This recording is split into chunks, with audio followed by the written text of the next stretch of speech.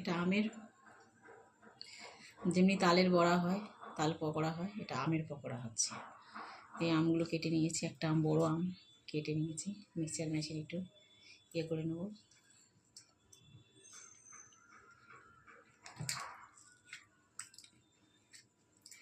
এভাবে বের করে নেব, দিচ্ছি দিয়ে এটা মিক্সচার মেশিনে পেস্ট করব।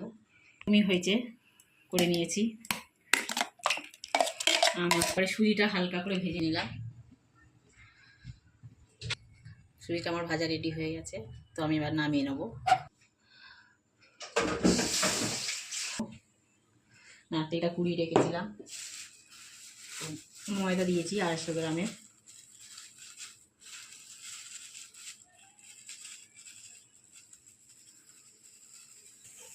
তো চিনিটা দেবো এরম মালা।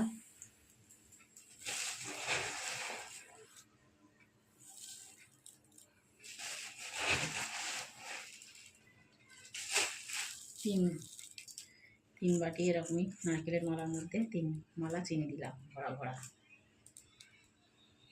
1 চিমটি নুন দিলাম, টেস্ট করার জন্য কয়েকটা মৌরি ছড়িয়ে দিলাম।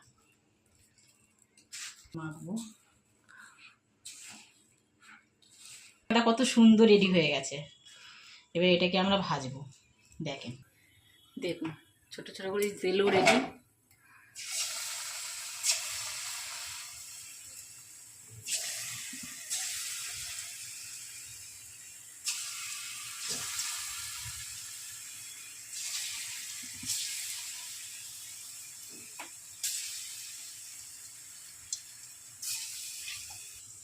লাল লাল করে উল্টে দিয়েছি,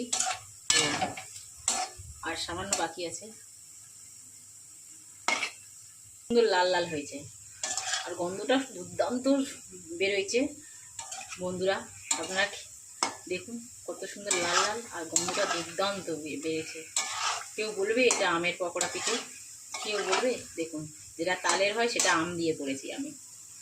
এবার এটাকে আমি তুলছি, রেডি হয়ে গেছে। কত সুন্দর হয়েছে দেখুন, দেখুন গরম গরম খেতে খুবই ভালো লাগবে।